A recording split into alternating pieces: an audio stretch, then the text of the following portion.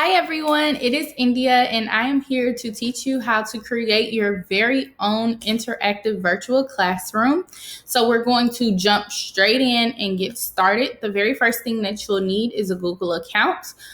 If you do not have one, once you have a Google account, if you just go over to google.com and over in the right hand corner, there is this waffle. You click on the waffle and we're going to create our classroom using Google Slides. Google Slides is this yellow icon here and I use it quite often. So it is in like my favorites as far as the waffle. But if you do not see Google Slides, you go all the way down to the bottom and you click on more from G Suite Marketplace and you actually will probably see slides under there. Guarantee it.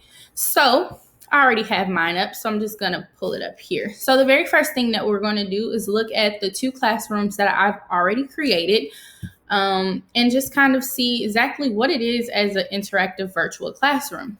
So interactive virtual classroom is a classroom that looks like a setup that, somewhat like a classroom, things that you would use in everyday traditional teaching, but this is an easier format. So instead of emailing out to your students everything that they need, they can just come to your classroom virtually and just click on different things throughout the day. So I'm just going to click on one. So the very first one is the art of vocab, which I put as a frame. If you click on it, it takes you to a website or a link or a video. It could take you to YouTube. It takes you to multiple things just depending on how you link it.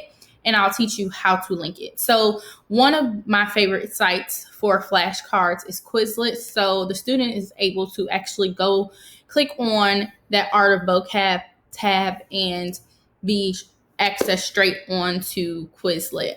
Another thing that is clickable on this virtual classroom is I have a passport theme, and I'll talk about how to incorporate themes virtually for your classroom in a different video. But they can click here for things that they need. If they need to go to Google Classroom, hey, this is what makes it fun. My Bitmoji, I can change it whenever I want to different things that I want. And we can actually look at what Bitmojis are and how you actually put them within your classroom. The cell phone has all of like my contact information, especially for parents. If they need to reach me via email or something, they can just click on the cell phone and it has all of that information there. Students are able to click on their lesson objective for today, also have today's date, which this is predated from to the day that we actually start school.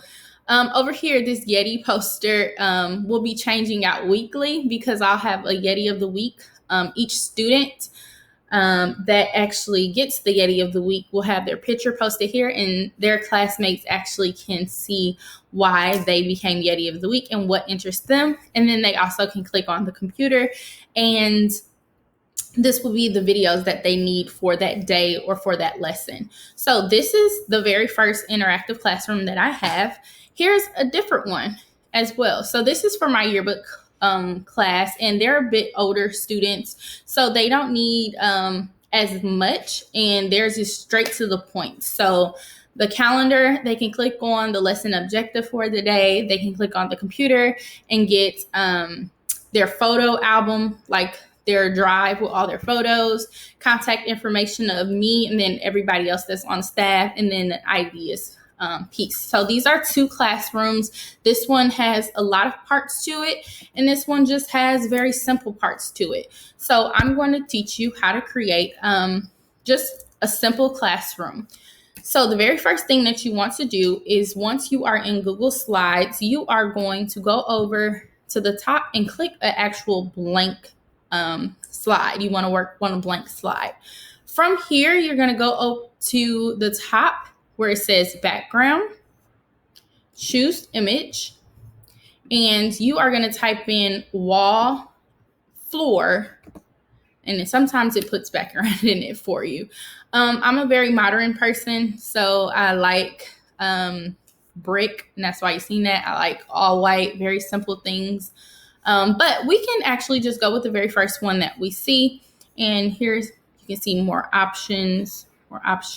If I actually take out this word background and just be wall floor, a little bit more options come up for me. So I will just put in wall floor, and it gives you a wall to work with and a floor to work with. So I'm going to click in on this one and press done. It's a very interesting wall. Okay, so we have our wall that we're going to work with, and we have our floor.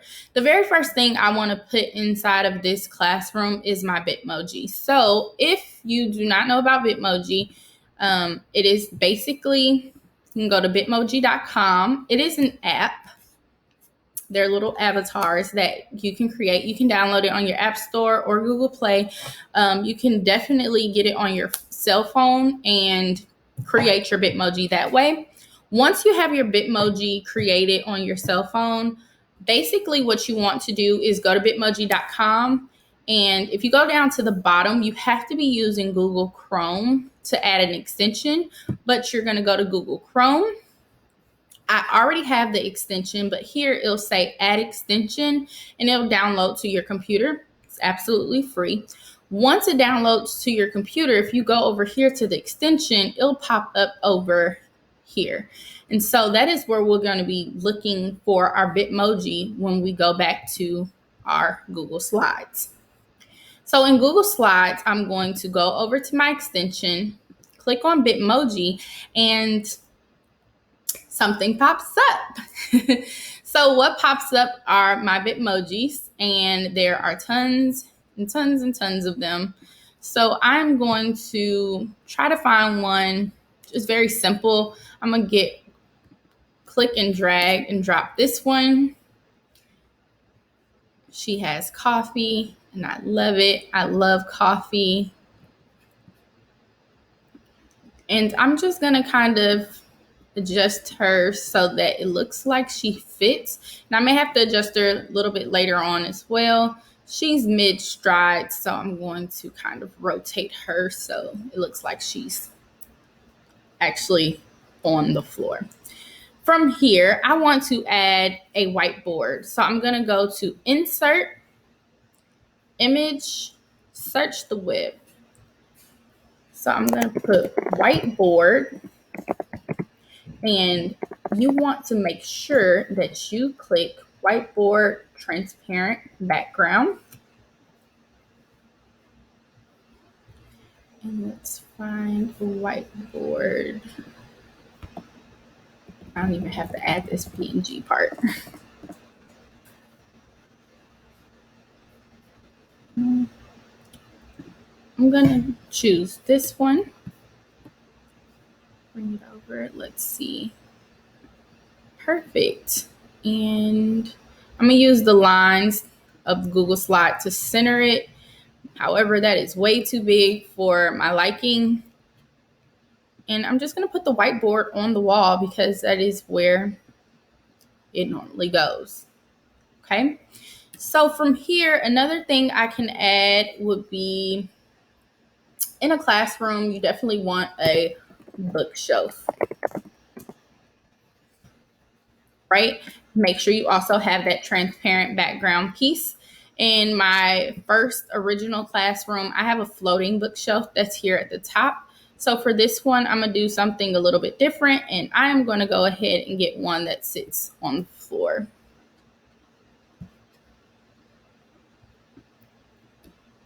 And I'm going to bring it down so it looks like it is on the floor.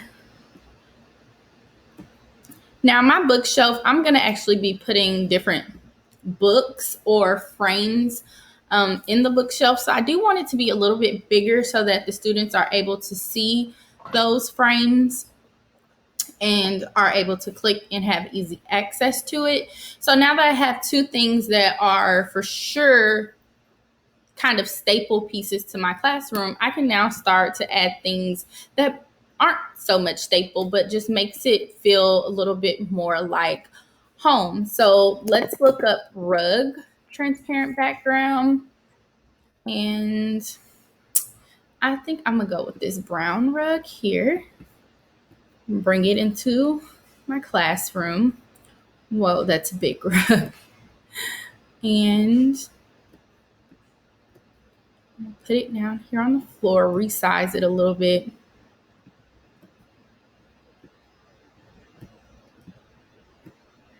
And I want it to be like right here in the middle.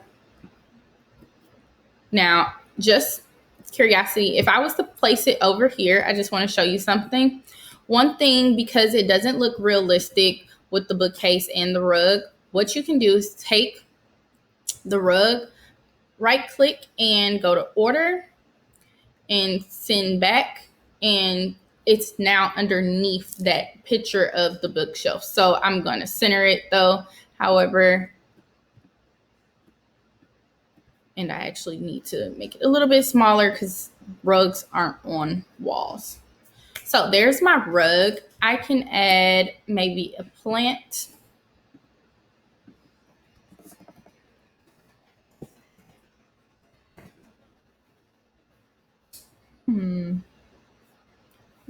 Let's bring you in. Just to give it, classroom to be a little bit more lively. I'm going to place the plant on top of the shelf. All right. And that one I actually can also say send back. So it looks like it's actually sitting on the shelf. So those are just small details you can do to add to your classroom. Now, how to make things clickable and the interactive parts. So if you want to, say, leave a message for your students, you can insert a text box, and this is how you write on the actual whiteboard. So you can put today's date,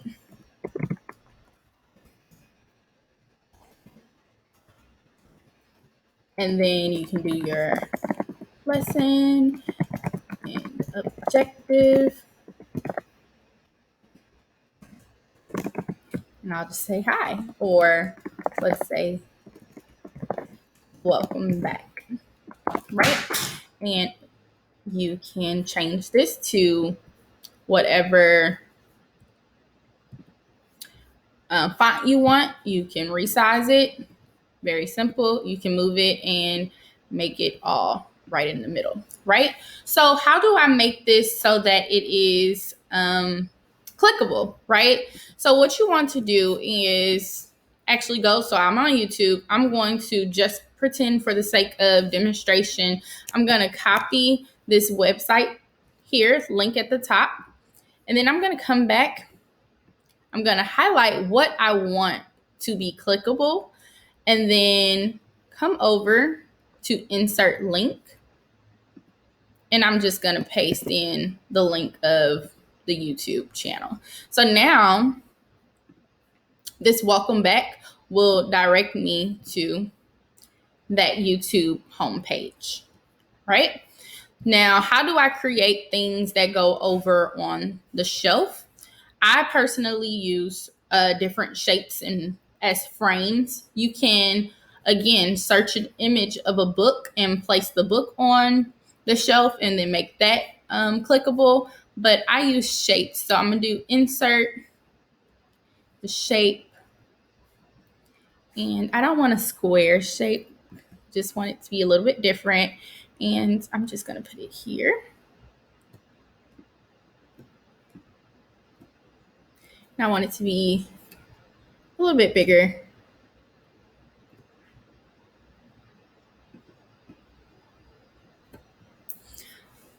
But one thing I am going to do is I'm going to increase the borders. And let's add some color to it. So let's make that green. Let's make the borders real bright purple, right? And insert a text box right here in the middle.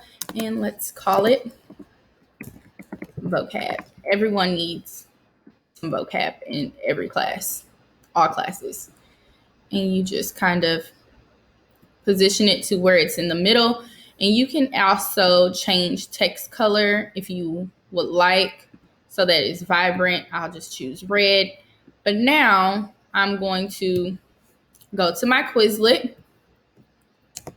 copy that link at the very top, go back, gonna highlight what I want to be linked, come right here to insert link and paste what I want to be clickable for them. So once again, if I come here, click on it, I can go straight to Quizlet. All right, so this is just very, very, very simple, very brief. You can tell I kind of went a little crazy. I added little plants here, added a little table, but just for demonstration purposes to get you started, this is how you actually create the foundation of your interactive classroom, and you're able to click the links. And so when we present it, it looks like this. So if you need anything, please leave comments below. Make sure you like and subscribe. This is my first YouTube video, so support me, you guys. Support me. Very, trying to get the hang of it. One of the other videos that I will be doing next is how to make your Bitmoji dance or basically be animated within your slide. So this is, of course, is my virtual interactive classroom for my yearbook, the back sheet, the background, and then I added a Bitmoji that was dancing. So that is the next video. Look out for that. And I'll see you guys soon. Bye.